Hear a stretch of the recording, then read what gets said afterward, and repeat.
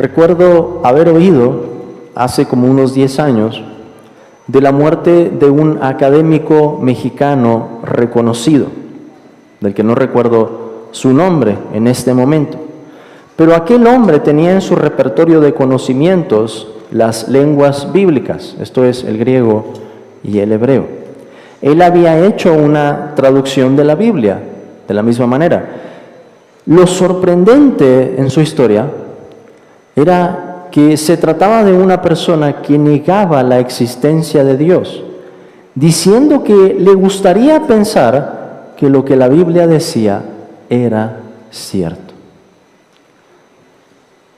¿Cómo es, hermanos, que ese hombre pudo leer la Biblia en las lenguas originales, traducir la Biblia a nuestra lengua y llegar a semejante conclusión?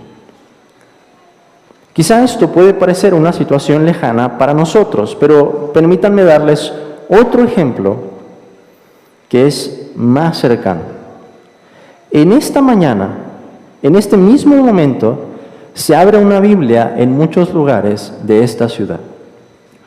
En las parroquias católico-romanas, en el Salón del Reino de los Testigos de Jehová, en los templos de los mormones y de los adventistas del séptimo día.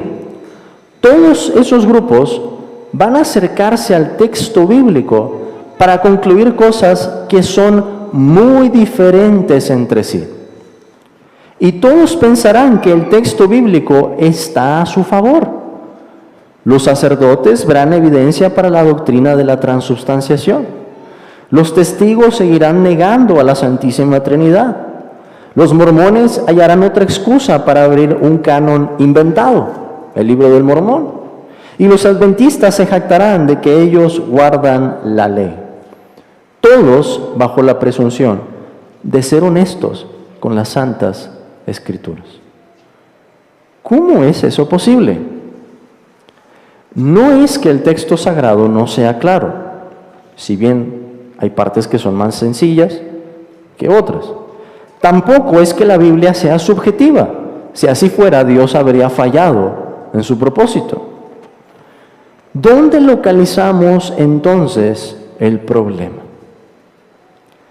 El problema está en los supuestos con que nos acercamos a las Escrituras y en nuestra postura moral delante de Dios.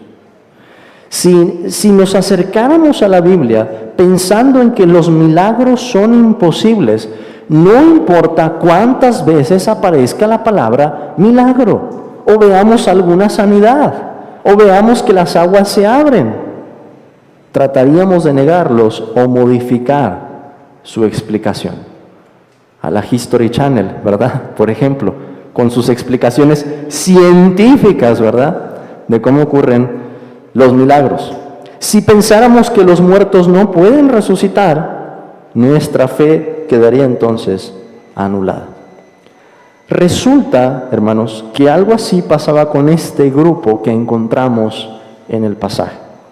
Ellos leían al mismo Moisés que leían los escribas, al mismo Moisés que leían los fariseos, y concluían cosas muy diferentes. No podían ver la resurrección, a diferencia de los otros grupos, porque se acercaban con supuestos o premisas que eran muy diferentes, en lugar de recibir la revelación con humildad y permitir que fueran los libros de Moisés los que moldearan su pensamiento y su interpretación. En esta nueva controversia que vemos en el Evangelio, Jesús corrige el entendimiento y la interpretación de estos hombres. Y en una clase magistral les enseña que la resurrección se implica desde el libro de Moisés, como lo dice el Señor, citando el libro de Éxodo. En esta nueva escena, Jesús vuelve a demostrar su sabiduría y en este caso su profundo conocimiento de las Escrituras y de Dios. De paso, el Señor nos enseña acerca de la resurrección, el estado de la glorificación y de cómo interpretar la Biblia. Así que, hermanos, hay un montón de enseñanza en este pasaje. Veamos detenidamente esta porción en 3 partes, tal como en la predicación anterior. Vamos a ver en primer lugar quién es el grupo que está cuestionando a Jesús, en el versículo 18. Vamos a ver cuál es el dilema que estas personas plantean, versículos 19 al 23. Y por último, vamos a ver cuál es la respuesta de Jesús, versículos 24 al 27. ¿Quién es este nuevo grupo? El dilema que plantean y la respuesta de Jesús. El grupo que encontramos aquí es el de los saduceos. Ese era su nombre. Es posible que su nombre se derive de Sadoc, quien fuera sumo sacerdote en el tiempo de David. Recordemos que el sacerdocio, hermanos, se transmitía por un linaje. Tenían que ser de la familia de Aarón. Para que alguien pudiera ser sumo sacerdote, tenía que pertenecer directamente a esa familia. Lo que sabemos de este grupo es que eran un grupo religioso político que se origina en la aristocracia sacerdotal. Eran hombres muy influyentes en el sacerdocio y en el concilio. De hecho, en el Nuevo Testamento vemos que el sumo sacerdote, al menos en un periodo de ese tiempo, era del grupo de los saduceos. Vean por favor Hechos capítulo 5, versículo 17.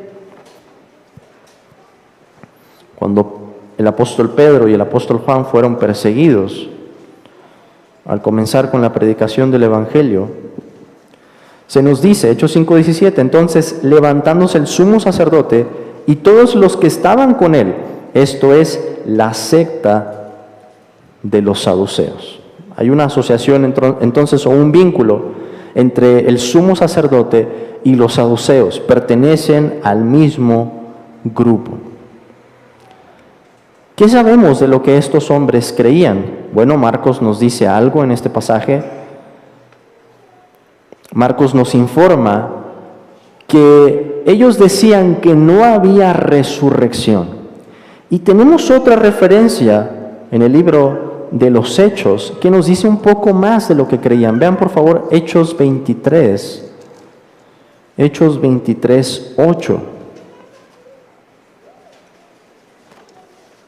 Hechos 23, 8.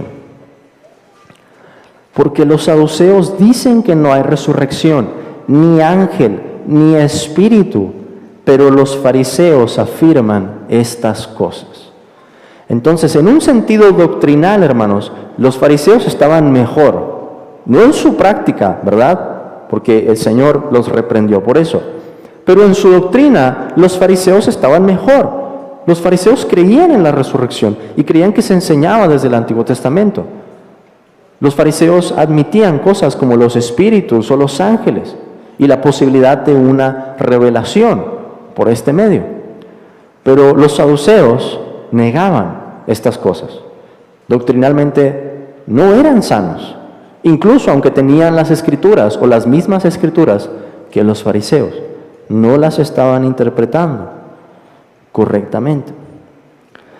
Ahora, no sabemos con certeza lo que ellos creían de las escrituras, pero por el texto que cita Jesús y el pensamiento de ellos, puede ser que no aceptaran los libros del Antiguo Testamento más allá de la Torá.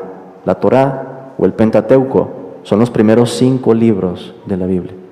Y que eso pueda ser en parte la razón por la que Jesús decide citar un texto del que yo creo ninguno de nosotros hubiera argumentado, la resurrección. Ahorita vamos a ver eso más, en un momento más. Pero puede ser que esa sea la razón, que como ellos no aceptaban los libros de los profetas, pero sí aceptaban los libros de Moisés, Jesús citara a propósito el texto de Éxodo para hacerles ver que se enseñaba desde un inicio. El hecho es que estos hombres eran otro grupo con poder en Israel, al igual que los fariseos. Un grupo que también se oponía a Jesús y por eso se habían acercado para retarlo. Recuerden que estas preguntas eran para tentar al Señor. No eran dudas sinceras. No era que estuvieran buscando la respuesta. Ellos, nos dice Marcos desde un principio, dicen que no hay resurrección. Estaban suponiendo un caso que ni siquiera ellos creían, con tal de que el Señor dijera algo en lo que ellos pudieran atraparlo. Además, es claro que ellos no leían las Escrituras con los supuestos correctos para entenderlas. Y vamos a ver cómo es que Jesús expone el error de este grupo. Pero atendamos ahora al dilema que plantean en ese momento. Recuerden que en el pasaje anterior, en la cuestión del tributo, vimos que el dilema era un dilema teológico-político. Tenía que ver con Dios y tenía que ver con el imperio o con el gobierno. El que plantean los saduceos, en cambio, es un dilema teológico-social. Tiene que ver con Dios, pero tiene que ver también con las relaciones humanas. Como tenía que ver con Dios, por eso citan a Moisés, pero también tenía que ver con la institución del matrimonio. Y de esa manera es que ellos estaban tocando cuestiones que son medulares, cuestiones fundamentales del orden creado y de la esperanza de la resurrección. ¿Cuál fue su pregunta entonces? Ellos escogen el punto que era ese punto de inflexión o de contención. Ellos comienzan a elaborar este escenario, pero la pregunta era incorrecta desde un inicio, porque la premisa estaba equivocada. Aunque es evidente que ellos pensaban que habían presentado una pregunta brillante, que el Señor no iba a ser capaz de responder esta. Vamos a verla. Ellos comienzan de esta manera: Maestro, Moisés nos escribió. Esto nos remite inmediatamente al texto bíblico, ¿verdad? A la Escritura. Era una pregunta que surge por una cuestión bíblica. Moisés nos escribió que si el hermano de alguno muriere y dejare esposa, pero no dejare hijos, que su hermano se case con ella y levante descendencia a su hermano, o lo que conocemos como la ley del levirato. Vamos por favor al libro de Deuteronomio, hermanos, para ver de dónde estaban citando los fariseos. El quinto libro de la Biblia, el libro de Deuteronomio, capítulo 25, versículo 5. Deuteronomio 25, 5. Moisés dijo: cuando hermanos habitaren juntos y muriere alguno de ellos y no tuviere hijo, la mujer del muerto no se casará fuera con hombre extraño. Su cuñado se llegará a ella y la tomará por su mujer y hará con ella parentesco. Y el primogénito que ella diere a luz sucederá en el nombre de su hermano muerto, para que el nombre de éste no sea borrado de Israel. Una ley entonces que preservaba varias cosas a la vez: la importancia que tenía el matrimonio, la importancia que tenía el tener una descendencia, algo que vemos desde Génesis, la importancia que tenía también honrar la memoria, ¿verdad?, de alguien que había partido por amor a su hermano y por amor a su cuñada, en el caso de este hombre. Entonces, hasta aquí todo va bien, es cierto, los saduceos están citando de una ley, correcto, que Moisés había escrito. Pero vamos más adelante, porque los saduceos ponen esta situación así. Hubo 7 hermanos, ¿ok? El primero tomó esposa y murió sin dejar descendencia, y el segundo se casó con ella y murió, y tampoco dejó descendencia, y el tercero de la misma manera, y así los 7, y no dejaron descendencia, y después de todos, murió también la mujer. En la resurrección, pues, cuando resuciten, ¿de cuál de ellos será ella mujer, ya que los 7 la tuvieron por mujer? Los saduceos proponen este caso inusual. Una familia de 7 hermanos en la que uno se casa con una mujer y muere sin tener hijos, y después cada uno de los otros 6 se casa con ella y también mueren sin tener hijos. Qué mujer tan sospechosa, ¿verdad? Se necesitaban 7 hermanos, sin embargo, para dramatizar e ironizar la pregunta. Y esto nos muestra más de la intención que tenían estos hombres. No es una pregunta inocente o ingenua. Quieren ironizar la situación aquí. Se están burlando porque ni siquiera creen en la resurrección. Y seguramente han de haber pensado, qué buena pregunta hicimos. Pusimos un caso que es imposible y seguramente el Señor no va a poder contestar. Quizá nos parece ridículo hasta ahí, y en un punto lo es. Pero hay otro punto, hermanos, en esa pregunta que tiene una gran dificultad. No sé si lo notaron. La dificultad no es respecto a si va a haber resurrección o no.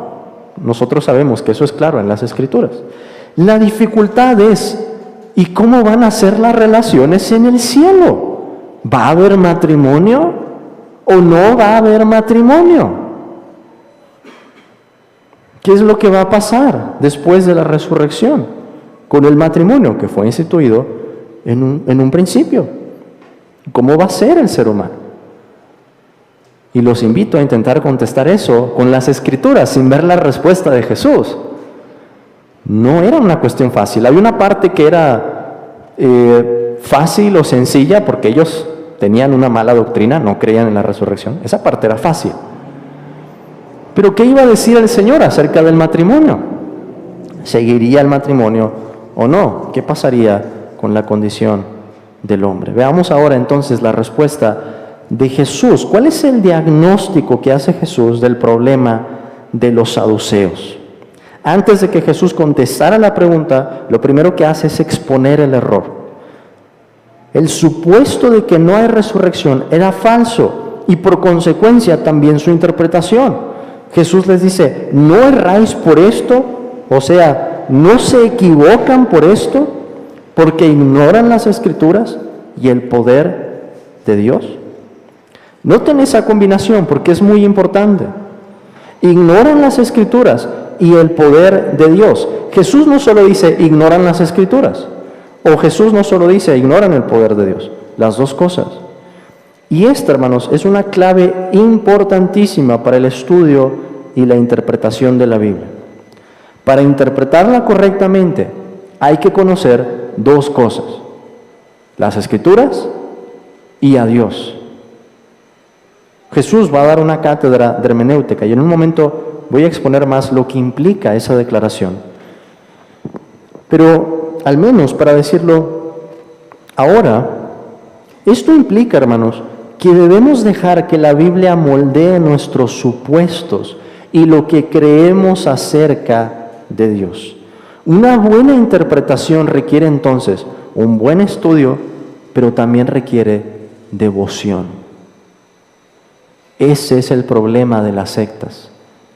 Pueden tener la misma traducción de la Biblia que nosotros, pero no hay un buen conocimiento de las Escrituras y sobre todo, no hay un buen conocimiento de quién es Dios. Nuestro estudio de la Biblia avanza en una espiral. Imagínense que es la primera vez que leemos la Biblia. Nunca la hemos leído, quizás sabemos algo, pero nunca la hemos leído. Y empezamos a leer Génesis hasta Apocalipsis. Cuando la leamos por segunda vez, vamos a estar en una mejor posición para entender muchas cosas que no entendimos al principio. Cuando la leamos una tercera vez, nos vamos a dar cuenta que hay muchas cosas que la Biblia no menciona, pero que con las que menciona se implican otras cosas que nos ayudan a entender también la Biblia. Cuando la leemos la cuarta vez, resulta que empezamos a ver cosas que nunca habíamos visto y decimos, nunca me había fijado en esto, y empieza a salir otra doctrina y se empieza a desarrollar de otra manera, y así sigue avanzando en espiral. Estudiamos el texto moldea nuestro entendimiento, y con este entendimiento renovado volvemos a leer y descubrimos más y descubrimos más. Pero pasemos ahora, hermanos, a ¿Cómo es que Jesús entonces responde directamente esa pregunta? Y la respuesta se divide en dos partes. En primer lugar, Jesús nos habla del matrimonio y el estado del hombre en la resurrección. Y después, Jesús nos habla también de cómo la resurrección de los muertos se enseña desde el libro de Moisés. Entonces Jesús primero responde la parte del matrimonio. Y noten esto, el Señor dice, porque cuando resuciten de los muertos, ni se casarán, ni se darán en casamiento, sino serán como los ángeles que están en los cielos. Ahora, ¿de dónde sacó Jesús esa respuesta? El texto implica que el Señor la está sacando de las Escrituras. ¿No se equivocan por esto? Porque ignoran las Escrituras y el poder de Dios. ¿Qué está haciendo Jesús? Está proponiendo una doctrina que Él ve en el Antiguo Testamento. Está dando una explicación que Él ve en el Antiguo Testamento. ¿Cómo podemos seguir los pasos de Jesús en este punto para deducir lo mismo que Él concluye? Podemos deducir, hermanos, que el matrimonio termina en la gloria, al menos por dos vías o de dos maneras. En primer lugar, piensen, ¿cuál era el propósito por el que el matrimonio fue creado? Sí, es cierto, Adán necesitaba una ayuda idónea para él, no se halló entre todos los animales, tenía que ser alguien de su propia carne, con su misma naturaleza, ¿es cierto? El Señor les dio un mandato: fructificad y multiplicaos, llenad la tierra y sojuzgad. ¿Qué iba a pasar en el momento en el que terminaran de hacer eso? Si lo hubieran logrado en un principio y hubieran llenado toda la tierra y lo hubieran sujetado a la voluntad de Dios, toda la tierra se hubiera llenado de la imagen de Dios. En toda la tierra el nombre de Dios hubiera sido glorificado. Y entonces el propósito de multiplicarse habría terminado ya. Eso es lo que va a pasar en la gloria.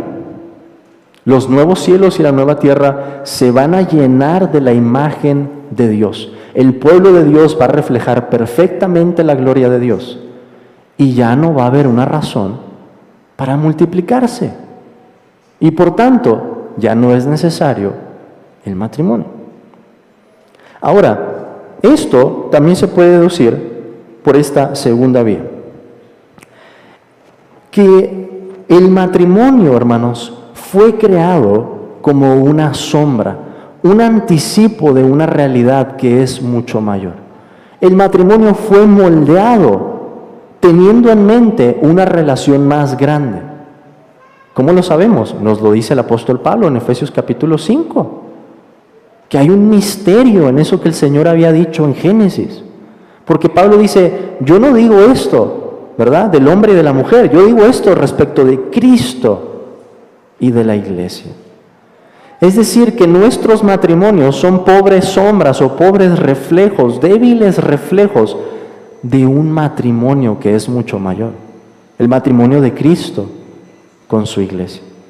Esa es la relación a la que apuntan nuestros matrimonios.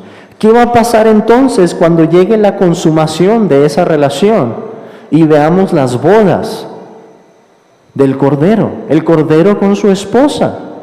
Ya no va a ser necesario el matrimonio entre seres humanos, porque la sombra va a dar paso a la realidad consumada.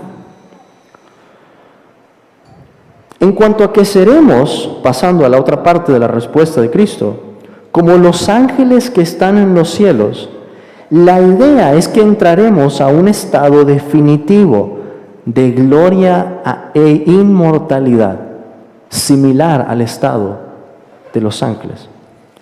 ¿Cómo digo esto, hermanos? Vean por favor la referencia cruzada que tenemos en Lucas 20,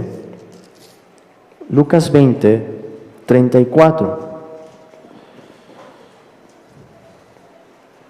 Porque muchos se debaten al ver esta referencia diciendo, bueno, los ángeles pueden tener hijos, los ángeles no pueden tener hijos.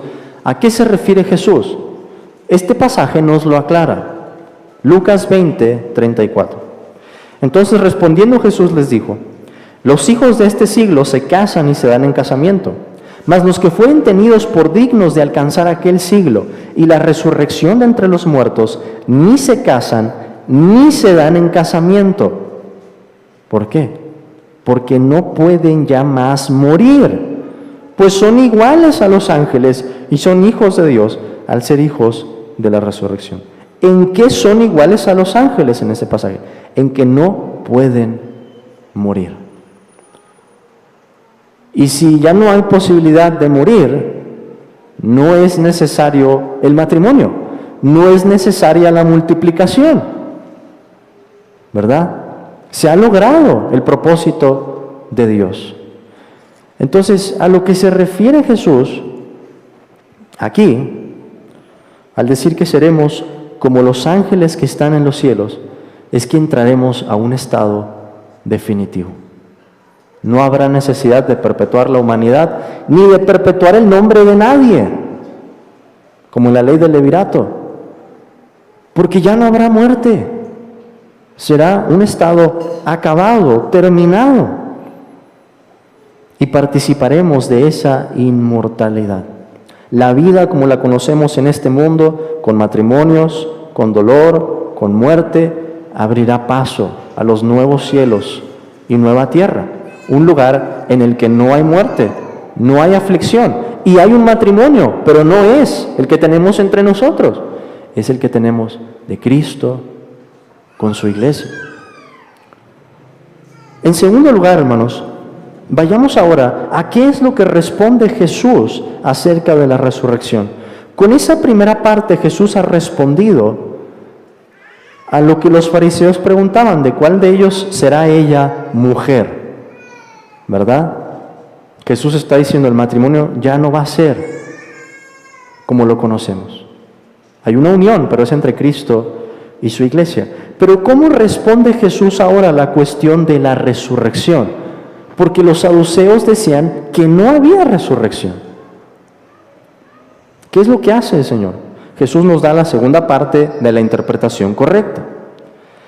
Y la idea es que no debería existir ninguna duda de que las Escrituras en general, como Moisés en particular, enseñan de la resurrección de los muertos, que Dios va a levantar a los muertos de su tumba, con cuerpos otra vez. Si los saduceos creían tanto en lo que escribió Moisés, como comienzan su pregunta, ¿verdad? Maestro, Moisés escribió.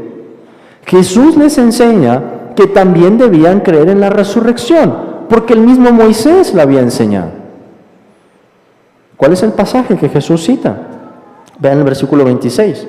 Pero respecto a que los muertos resucitan, ¿no habéis leído en el libro de Moisés cómo le habló Dios en la zarza, diciendo, yo soy el Dios de Abraham, el Dios de Isaac y el Dios de Jacob? Jesús está citando del libro de Éxodo. En el momento en que Dios se le presenta a Moisés por esa zarza que ardía y no se consumía. Ahora el Señor concluye de este pasaje que Dios no es Dios de muertos, sino Dios de vivos. De nueva cuenta, ¿cómo interpretamos el pasaje para llegar a la misma conclusión que Jesús? Vean primero la forma en la que Dios se identifica.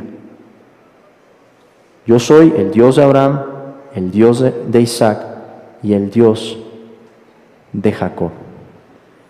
Pero ellos ya estaban muertos cuando Dios se reveló a Moisés. Ya habían pasado años, cientos de años, 400 años que estaban en la tierra de Egipto aproximadamente. Y cómo Dios habla como si Abraham, Isaac y Jacob estuvieran vivos, estuvieran presentes, no hubieran muerto en ningún momento, identificándose de esa manera, asumiendo que Moisés iba a entender algo de esa declaración. Que para Dios no solamente su memoria estaba presente, sino que ellos estaban allí, en algún lugar, pero vivos, y que por eso valía la pena identificarse de esa manera. Pero noten, en segundo lugar, que esta identificación es importante por lo que Dios les había prometido a ellos, a Abraham, a Isaac y a Jacob. ¿Qué les prometió Dios a los tres? Tierra, descendencia y bendición. Y ninguno de ellos había vivido para ver el cumplimiento de esa promesa. Entonces, ¿qué es lo que se implica aquí? Que en la fidelidad de Dios, Cristo está diciendo, Él se los iba a conceder. Y para concedérselos, si ya están muertos, ¿qué tiene que hacer Dios? Tiene que volverlos a la vida. Tiene que resucitarlos para que vean el cumplimiento de aquello que Él les había prometido. ¿Y con qué fuerza se los prometió? Piensen en Abraham, hermanos, cuando Dios pasa por en medio de los sacrificios, que le dice a Abraham que partiera los animales, los pusiera en el camino. Luego Abraham se está quedando dormido y tiene esta visión en la que no es Abraham el que pasa, es Dios el que pasa por en medio de los animales. De esa manera, diciendo que Dios está conjurando a sí mismo que Él va a ser digno de muerte si no cumple la promesa que ha hecho. ¿Con qué fuerza hizo Dios ese juramento? El juramento que nos da confianza a nosotros como creyentes. Entonces, aun si habían muerto y no habían visto la promesa, tienen que verla en algún momento. Y para eso Dios tiene que resucitarlos, para cumplir su palabra. A través de estas cosas obtenemos la misma conclusión entonces, que Dios es Dios de vivos y no de muertos, y que los saduceos estaban muy equivocados. Tomemos ahora, hermanos, algunas aplicaciones de este pasaje para terminar. En primer lugar, aprendamos de la hermenéutica de Jesús. ¿Qué es la hermenéutica? Un arte y una ciencia para saber interpretar un texto. Jesús nos da una de las claves más importantes de la interpretación aquí. Y no necesitamos ir a un seminario necesariamente para conocerla. Jesús nos la ofrece aquí. Jesús, al ser el Mesías, es el rabino de rabinos o el maestro de maestros.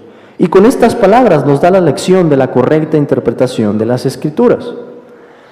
Si nos pidieran argumentar la resurrección en el Antiguo Testamento, creo que algunos de nosotros podríamos mencionar unos textos, ¿verdad?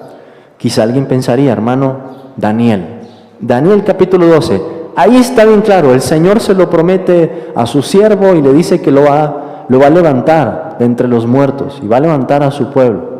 Alguien diría, hermano, el Salmo 16 habla de la resurrección de Cristo. Y podríamos citar otros pasajes, pero ¿quién de nosotros hubiera citado Éxodo capítulo 3? ¿Cuál es la razón de ser, hermanos? ¿Y cómo es que Jesús aplica ese pasaje? Gracias a Dios que Jesús lo utiliza porque nos da una enorme lección. La lección, o una de esas lecciones es, para nuestra hermenéutica, que el consejo de Dios no solo se nos revela por lo que está expresamente escrito. Suena difícil, pero ahorita lo desempaco, lo desarrollo. El consejo de Dios no solo se nos revela por lo que está expresamente escrito, sino también por lo que está necesariamente contenido en las Sagradas Escrituras. ¿Qué quiere decir eso, hermanos? Que hay muchas cosas que si ustedes me preguntan, hermano, ¿y dónde está el versículo para eso? Quizá no haya un versículo para responder directamente esa pregunta. Pero resulta que hay 10 versículos que si los juntamos y pensamos en las implicaciones de esos versículos, tenemos una respuesta a esa pregunta.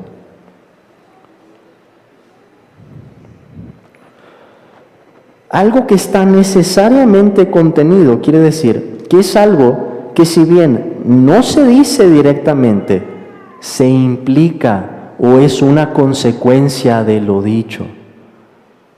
Ese es el principio, hermanos, que Jesús estaba utilizando. Y es el principio que nos está enseñando aquí. Éxodo 3:6. ¿Dónde está la palabra resurrección allí? ¿Dónde? Entonces no viene.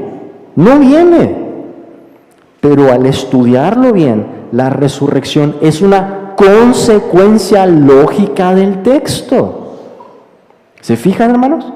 La palabra de Dios es mucho más grande de lo que pensamos entonces, porque no solo hay que estudiar lo que está expresamente escrito, hay que pensar. Una vez que estudiamos eso que está escrito, bueno, ¿y qué consecuencia tiene eso? ¿Qué implica eso? ¿A qué nos lleva a pensar esto que se dice? Se vuelve entonces una labor muchísimo más profunda. Esto nos revela, hermanos, más de la profundidad que tienen las Escrituras. Dios no quiere que nos quedemos solamente con la letra. Las sectas pueden hacer eso. Las sectas se pueden quedar con la letra. Cristo quiere que vayamos más allá, que pensemos, bueno, conocemos esto, pero ¿qué es lo que implica? ¿Qué nos dice? ¿Cómo lo desarrollamos? ¿Cómo lo explicamos? ¿Cómo lo juntamos con estos otros textos? Dios quiere que pensemos en las implicaciones de su palabra. Por eso, déjenme decirlo de esta manera, hermanos. Si ustedes han querido hacer un plan anual de lectura de la Biblia y no les ha funcionado, dejen de hacerlo. Tomen un capítulo, tomen un libro, lean, relean, hasta que de su mente ya no solo estén pensando en lo que el texto dice, sino que puedan reflexionar y decir, ¿pero qué es lo que esto implica? ¿Qué consecuencias tiene? ¿A dónde me lleva esta verdad?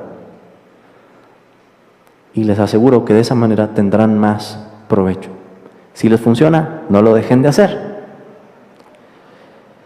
En segundo lugar, o la segunda aplicación, asombrémonos y adoremos a Dios por lo que ha preparado para su pueblo. Y es parte de lo que vemos en este pasaje. Adán, el primer hombre, cayó del primer estado en el que fue creado por Dios, y con él toda su posteridad.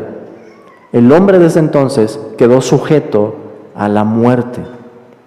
Pero gracias a Dios, hermanos, que es Cristo el que, como dice el apóstol Pablo, quitó la muerte y sacó a luz la vida y la inmortalidad por el Evangelio.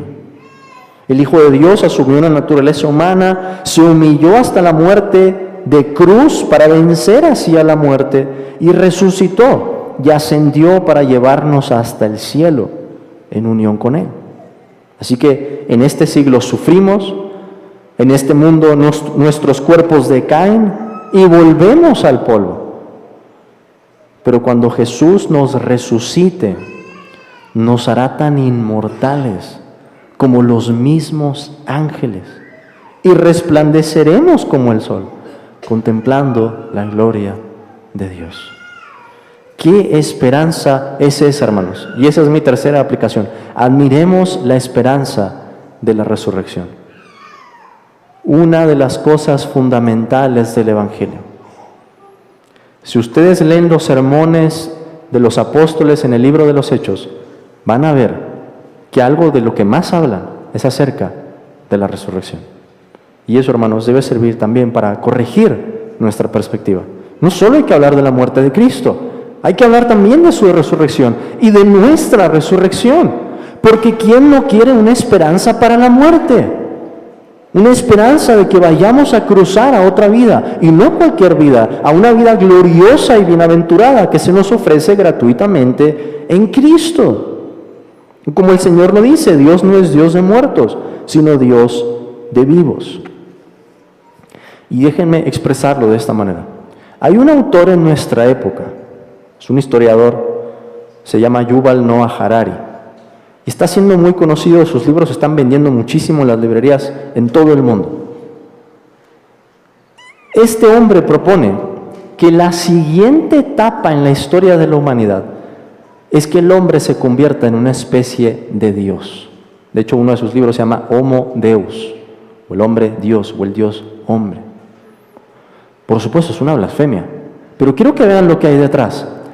Él propone que con los avances en la tecnología y en la ciencia va a haber el desarrollo suficiente para que podamos tratar la muerte como si tratásemos cualquier enfermedad, para posibilitar que el hombre sea inmortal. El deseo de la inmortalidad es correcto, pero el método no lo es. Aunque, como dice un autor, y quiero citar aquí sus palabras, él dice acerca de este hombre, dice: ustedes llegan demasiado tarde. Desde hace 2000 años que tenemos la respuesta de cómo podemos alcanzar la inmortalidad. Y la respuesta es que Jesús, el Nazareno, resucitó al tercer día de entre los muertos. Y Él nos ofrece esa misma vida con Él. Hermanos, ¿qué mayor temor podemos decir que el temor de la muerte? Y pensar que en el Evangelio tenemos el remedio, el antídoto para vivir en este mundo con esa esperanza y morir en nuestro lecho con una sonrisa, sabiendo qué es lo que nos espera: la resurrección de entre los muertos. Dios, el Dios de vivos, nos resucitará y nos permitirá ver el cumplimiento de su promesa. Nos vamos a sentar a la mesa en el reino con Abraham, con Isaac y con Jacob, y estaremos siempre en la presencia de Dios en nuevos cielos y nueva tierra. Es esta clase de verdades las que nos capacitan para vivir en obediencia, para vivir entregados, para vivir sin temor en este mundo. Si tú no conoces todavía a Cristo, pregunto, ¿no te gustaría participar de esa misma esperanza? ¿No te gustaría abrazar la resurrección y estar seguro de dónde vas a pasar la eternidad? Qué impresionante, hermanos, que el cristianismo responde las 3 preguntas más importantes que tenemos como seres humanos. ¿De dónde venimos? Génesis 1:1. ¿Quiénes somos? Génesis 1:26 al 28. ¿Y a dónde vamos? ¿Estamos en Cristo? Vamos con Él. Si no estamos en Cristo, seremos castigados. El Señor quiera grabar esta verdad en nuestro corazón, hacernos estudiantes ávidos de las Escrituras, aprender del Maestro aquí y confesar la esperanza de esa resurrección. Amén. Oremos, hermanos. Señor, te damos muchas gracias por tu palabra y gracias porque vez tras vez tú traes lecciones a nuestro corazón. Gracias, Señor, que nos enseñas con tanto cuidado, con tanto amor, y nos permites conocer más de ti y de tu palabra. Ayúdanos, Señor, a confesarte correctamente, a reconocer tu poder, tu gloria, tus atributos y a conocer bien tu palabra. Señor, pedimos que tú bendigas en este tiempo los elementos de los que vamos a participar, del pan y de la copa, que tú los hagas, Señor, eficaces por medio de la fe para que nos sigan revelando más de tu Evangelio y de cómo es que nos alimentamos y bebemos de Cristo para vivir. Ayúdanos, Señor, a celebrar estas realidades en la ordenanza y también al compartir los alimentos en un momento más, que podamos mantener ese gozo y esa conversación en la que te honramos a ti, hablamos acerca de ti, en la que te damos gracias a ti por todos tus beneficios. Gracias, Señor, en el nombre de Jesús. Amén.